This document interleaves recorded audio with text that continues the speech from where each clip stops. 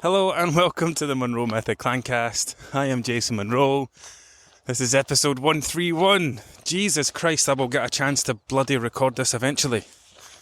This is like the 5th time I've started this, and I immediately bump into someone. I don't mind that, because I can stop it and start recording again, but I'm getting like minutes in. Anyway, I can see in front of me now, I've got a big clear path. So, I am very aware that the last, probably half dozen episodes, they all end up going down the same path. Now, there's a good reason for that, and it's not a bad thing, because part of being a coach, something I've learned, a big lesson I've learned over the years, is that you have to get good at saying the same thing over and over again, but from different angles.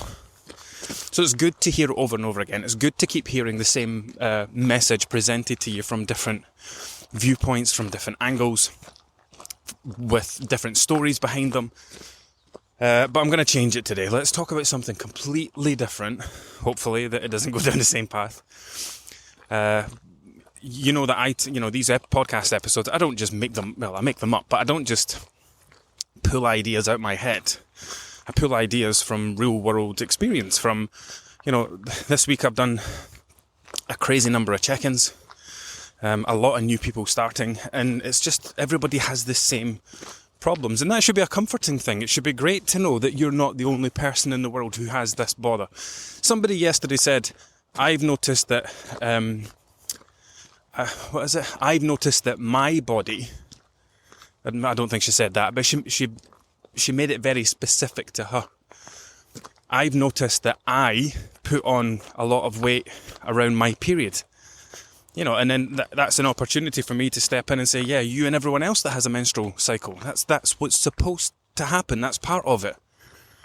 I've noticed I put on a lot of weight when I eat carbs. Yeah, everybody does. If you eat more carbs, you store those carbs and you retain more water with it. There aren't things going on with your body that aren't going on with everybody else's body. I say we, I don't have a cycle, but you know what I mean. We all have the same things going on. I had a 46-year-old guy join the Monroe Method this week, and his mind was absolutely blown to find out that your weight goes up after exercise. He had no idea. He had no idea that lifting weights made your muscles inflamed, made them retain water while they were repairing and building themselves. And then that water goes away again. Completely new information to him. And the thing is, he spent a lifetime reacting to that. Oh, I exercised yesterday, I stepped on the scales and now my weight's up, might as well just eat. So you don't know what you don't know until you know. But like I said, it should be a comforting thing to hear me kind of repeating the same messages and talking about the same thing sometimes. Not all the time. Because it does get a bit repetitive. But the message in my mind is basically, you are the weight you are because that's where it's supposed to be. Because that's where your habits are. And I'm getting deja vu because I said this at this exact point on the walk in the last one. Anyway, completely new topic today. We're moving away from my clients and we're going to look at people who are not my clients. You'll see my Instagram. I always mention keywords. Comment Calc 4, comment Trial 30, comment this, comment that. There's a good reason for that. Because I have a thing called ManyChat, which is an automation thing that I build to look out for keywords on my Instagram profile. It then sends you a DM inside Instagram, and then it'll have a chat with you, and it'll either grab your details, or it'll give you something, or it'll give you a link to something, whatever I've set it up to do for whatever purpose. A couple of years ago, I spent a very long time building a chatbot that would calculate calories the way that I calculate calories. More or less. Now, obviously, you lose the human element. You lose the part where I look at it and say, no, actually, you've said this, so we should probably bump that up or reduce that or whatever. Or those macros are a little imbalanced. That's going to be difficult. Let's shift some of that to some of that. You lose that element, but you get a start point. You get in the ballpark. And it's not going to be a million miles away. Now, something that's a big problem is people go through this multiple times. And that's probably going to be the title of this podcast episode, right? Stop recalculating your calories. Because it's an important message. Oh, there's a guy going to run past me very fast. So you'll see me post an Instagram reel that starts off, if I wanted to lose 10 pounds this month, here's what I do. And there's a reason for this. It's all very cleverly done. Number one, if somebody comments on my post and I'm talking about weight loss, that person wants to lose weight. Big tick, someone I can help. If that person wants to know their calories, they want to do it by calorie counting. That's someone I can really help. Big tick. So they then comment the keyword, calc4. My little thing sends them a DM and says, hey, thanks for commenting on my post. It looks like you want me to calculate your calories for you. Do you? Yes. They press the button. Once they press the button, they've given me permission, or my chatbot permission, to engage in conversation. And that's it. Off it goes. What's your name? What's your email address? I get the email address of someone who is a potential future client because they want to do things that I can help with. And they come into my ecosystem, they start getting emails, and maybe one day they sign up to become a client. So there you go. That's how that side of things work. We call that lead generation in the business. And that's how you find potential future clients. They get your emails, they listen to your stuff. They'll either like what you have to say and think you can help them, or they won't and they'll unsubscribe. That's how that goes. Anyway, so that chatbot calculates their calories for them. Lots of clever stuff going on behind the scenes. And then it gives them a number. Now, something that happens a lot is there are people who come into my Instagram every 2 or 3 weeks and calculate their calories again and again and again. A woman the other night, I sat and watched this happening because I can go into the conversation and watch my chatbot having the discussion with the person. This woman calculated her calories about 6 times, and it's a quick process, but it does take a couple of minutes because you have to go through all the bump first. Name, email, age, height, sex, weight, activity level. Do you have a tracker? Can you count steps? Yes. How many steps? And all she wanted to do when she's calculated 6 times or something, she calculated them. She just kept changing her steps by 1,000. Like, she was trying to find out the bare minimum number of steps she could do to get her calorie burn a little bit higher so that she could go and lose weight. And I watch that and I feel sad about it, because it's like this person has sat here for like 25 minutes doing this when that time could have been spent, you could have done bloody 3,000 steps in 25 minutes, sitting on a couch, typing things in a phone, non-stop, putting a lot of time and effort into something that doesn't need a lot of time and effort. So, like I said, there are people who come back to my profile every couple of weeks and they're recalculating, and I can scroll up the conversation and it's nothing changing. Their weights changed a bit. Their weights went up, then it's went up more, then it's went up more. It barely makes a dent in the calculation. And people spend far, far too much time getting obsessed over the calorie burn part, which is super inaccurate anyway. Right? When I calculate someone's calories, I will do it once and I will never do it again. Ever. Because all I have to do, like I can do this because of my professional experience. But from there, I will make tweaks and adjustments. When you're calculating your calories, all you want to do is get into the ballpark. Everything after that, you calculate based on progress. So let's say I calculate someone's calories. Now, the vast, vast majority of women are burning between 1,800 and 2,200 calories per day. If I was to go into my chatbot and get it to list me the tens of thousands of calorie burn figure it's done and give me an average, it would probably say 2,000 calories a day, which stands up because if you look at the pack of, if you look at like nutritional labels on most food packets in the UK, it'll say men typically need, I think it's 2,200, women typically need 2,000. That's just an average based on everybody. And it stands up for me because, like I said, if I was to go into my Instagram right now and open some of those conversations, it'd be like 1,800, 1,890. I know there was 2 yesterday that were like 1,896, 1,878. Then there was some at 1,900, some at 2,000. Then there are some outliers. There are people who are carrying much higher levels of body fat. They'll burn 2,3, 2,4, 2,5. There's maybe people that are doing massive amount of exercise, especially runners, 4, 5, 6, 7 hours of exercise a week. They're at 2.4, 2.5, 2.6. But the vast majority of people are between, women, are between 1,800, 2,200. So, I calculate somebody's calories, and let's say they come out at 2,200. I would set that person's calories to 1,600, because I take 600 off, and then I create a 100 buffer either side of that to create a calorie range for them. So their calorie range would be 1,500 to 1,700 per day. And the goal of this is to put them in something between a 500 to 700 calorie deficit per day that they can play around with throughout the week. Monday, Tuesday, Wednesday, they could aim for 1,500. Or Monday, Tuesday, Wednesday, Thursday, they could aim for 1,500. Friday, Saturday, Sunday, they could aim for 1,700. And by the time we get to the end of the week, their average will be in a good spot, and they'll lose around 1.1, 1.2 pounds per week. Okay, that's how I work things. I try to set it up so that people are losing a minimum of £1 a week.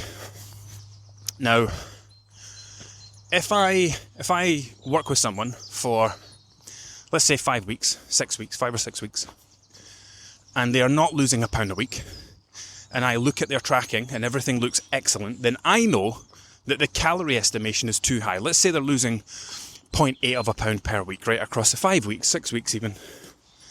They've lost 0.8, 1.6, 3.2, 4.8.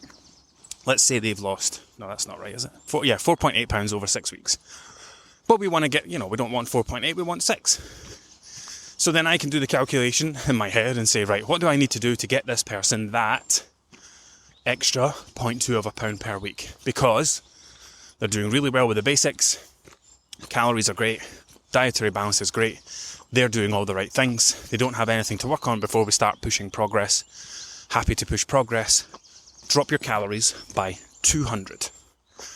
So we drop the calories by 200, and for the next 6 weeks, that person loses £1 per week. So this is what I mean about don't keep recalculating your calories, because it is a super inaccurate process. Unless you're doing like full metabolic testing with someone, having them run on a treadmill, putting a mask on them, measuring all the shit that they measure, that my friend Sam McKenzie does with his metabolic testing in his lab. He genuinely finds out how many calories people are burning when they're exercising, when they're at rest. Most of us don't have access to that, or the finances to do things like that. So we guess. We don't guess. We half guess, right? We get as close as we can. People message me, or used to message me a lot. This is why I built my calorie calculator. I've just done 3 different calorie calculators and they're all giving me different numbers. What should I do? Just pick one. Pick one and stick with it. Once you've done the calculation, forget the calculation, right? Don't do it ever again. Start tracking at the calories it has given you. Be consistent with it every day. And this is the next part that's hard. Be consistent with it on a daily basis. And if you are consistent, and then you get to week 4 or week 6 and you can say, right, I have lost, don't add on your first week, right? Delete week 1, because week 1 you'll lose 5 or 6 pounds of water weight, food weight, digestive weight. Forget that. That wasn't your start weight. Take your lowest weight at the end of week 1. Let's say you were 176 and by the end of week 1 you were 170. You start at 170 and then you measure fat loss from there. So let's say 6 weeks from there, you have lost 4 pounds. So over 6 weeks, you went from 170 to 166. I said 4, right? 170 to 166. And you can say, right, that's not £1 a week. I want to lose £1 a week. That's 3/4 of a pound a week. Let's drop calories by 200 and go again for the next 6 weeks. At the end of that 6 weeks, hopefully you're down 6 pounds. That's how we do it. That's how I do it. We reverse engineer. We back calculate. We look at it and say, okay, what is the result that you got? I lost 4.5 pounds in 6 weeks. Okay, what's the result that you want? Well, I want to lose £1 a week. Cool. What we need to do then is drop your calories by this much to create a bigger deficit, to get more progress. But it sounds simple when I say that, and it is simple. It's literally that simple. The problem is most people struggle with consistency. So I've said all this, and there are going to be some of you listening to this who aren't members of Monroe, who are just trying to get advice to do it by yourself, and that's fine. But you have to be consistent. This is when people try from Monday to Friday, don't see the scales come down, and just drop their calories. Yeah, I'm not going to do 1600, let's go to 1400. And then they go again. And they don't see any change after 3 days, so they drop them again. This is the problem. People are too short-sighted, and they're not consistent enough. This is why it's invaluable to have someone like me looking at it and say, because the amount of times, I had someone yesterday who literally, like they should have known this themselves, but they still asked the question. I went through this check-in, and one of the questions we asked, how do you feel your accuracy has been? About 60%. I'm coming back at the end of the day and, trying to remember a lot of things and just add it into my tracking, right? So straight away, we've got massive inaccuracies. How's your planning going? I'm not really planning, I'm just winging it. How's your dietary balance? I'm just kind of focusing on calories. I've not really paid attention to protein and fibre yet.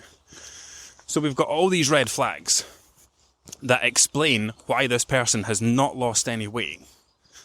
And then they get to the bottom and say, do you think I need to drop my calories? I thought I'd have lost more weight than this by now. Like, why is my weight not coming down? It's like, you've literally just told me why.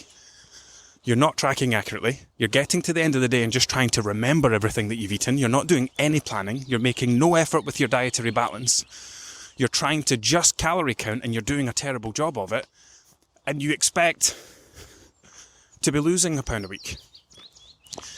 If you're going to take something away from this episode, remember this, right? 50% effort does not get 100% results. If I tell someone they're going to lose a pound a week, it's because they are going to do X, Y, and Z. If they don't do X, Y, and Z, if they just focus on X, they're not going to lose a pound a week. If you just try and focus on the calories, the same thing that most people have been doing when it comes to calorie counting, and you don't address your diet quality, you are going to struggle. If you're not, remember, and oh fuck, I've done it. I've just done it. I'm going to bring this back to the last few episodes. Remember, the reason that your weight is where it is because of the things that you continually do, the things that you do every single day. The lack of planning, the winging it, the grab and go. All this, the stuff that got you to where you were or where you are right now is not going to get you to where you want to be. It doesn't matter if you bring tracking into the equation. It doesn't matter if you start tracking your bad habits. They're not going to lead to different results. You are going to have to change. I had someone yesterday came in. She burns 1,900 calories a day. And the 2 days of sample tracking that she showed me, she had 3,000 calories each day. And then when I went over to her, the stuff she was telling me in her initial starting template, there was a lot of it. She basically knows everything that she's doing and she's still doing it. I eat all of my meals in front of the TV. Like, she told me that because she knows that that's not ideal. And we've spoken about this many times before. If you're sitting in front of the TV and eating, 90% of your attention is on the TV and the new information, and only 10% is on the act of eating. Then she said, I'll eat my dinner in front of the TV, I'll put my plate away and I'll go looking for something else to eat. And I'm trying to explain, that's because you are having a terrible eating experience. You're not registering that you've had something to eat. You've not felt it. You've not had the maximum enjoyment from it. You've not had maximum pleasure. That's why you feel like you need to go get something else. So, this person's listing all these problems because they know they're the problem. Now, it doesn't matter, if someone's having to eat 3,000 calories a day because of the way that they're going about each day, it doesn't matter. And remember, she's only burning 1,900 calories. I can't give that person a calorie number and say, okay, now you need to stick to 1,200 to 1,400 calories. You can't do that. You cannot go to someone who needs 3,000 calories in a day to get by when their body's only burning 1,900 and then ask them to come down to 1,200 to 1,400. You can't do that. That person has got some massive habits to start changing. And this is why, calories and macros, I know we talk about them and I have to post about them and talk about them online, but it's because that's what gets people's attention. But when they come into the Monroe method and I set up their nutrition plan on day 7, yes, I give them calories, yes, I give them macros, but I also look at what they tell me and say, look, calories and macros are one thing, right? They're a very tiny part of the process. You have just told me that you don't plan any of your meals. You don't do a weekly shop. You don't eat meals. You just graze most of the day. You eat most of your meals in front of the TV. You don't go to your bed at night. You fall asleep on the couch and then go up to bed. So you're getting a broken sleep every night.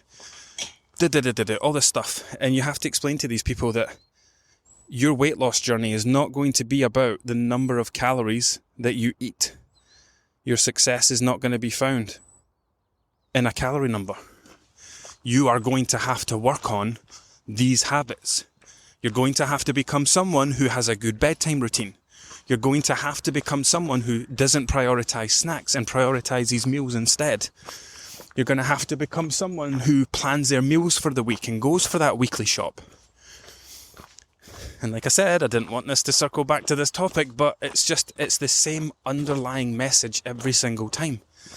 The things that you are doing that are adding to your weight, remember, your weight is exactly where it's supposed to be all the time.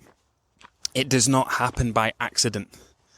The way that you wake up each day and live your life, your habits, your thoughts, your behaviours, the way that you go to sleep, the amount of time that you spend on your phone, your meal planning, your food shopping habits, all of it leads your weight to being what it is right now. You cannot just calculate a number and try and force yourself to stick to it while not addressing any of that other stuff. All that other stuff is the reason why your weight is where it is. So you have to address it. Like you can't just carry on as you are and expect your weight to change. You can't expect, and it comes back to that whole 12 stone lifestyle, 9 stone body.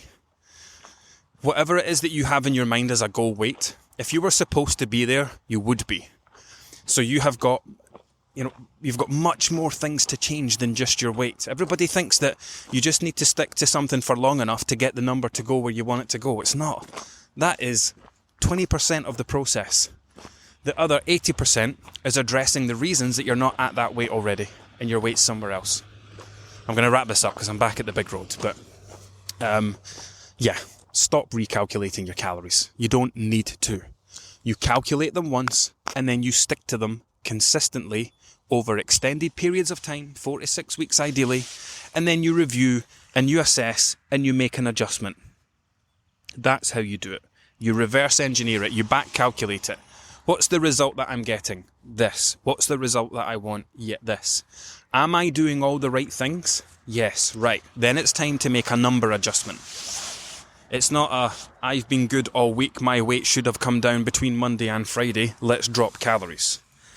That's the cycle that gets people to a point where they think calorie counting doesn't work for them. Not because calorie counting doesn't work for them, but because they're doing it wrong. And if you are not working with me, and you are struggling with these things and you're someone listening to this who is on the outside, just come and have a bloody trial. It's only 38 quid, like, come on. Better that than spending months and months of your life trying and getting nowhere, right? Anyway, until next time.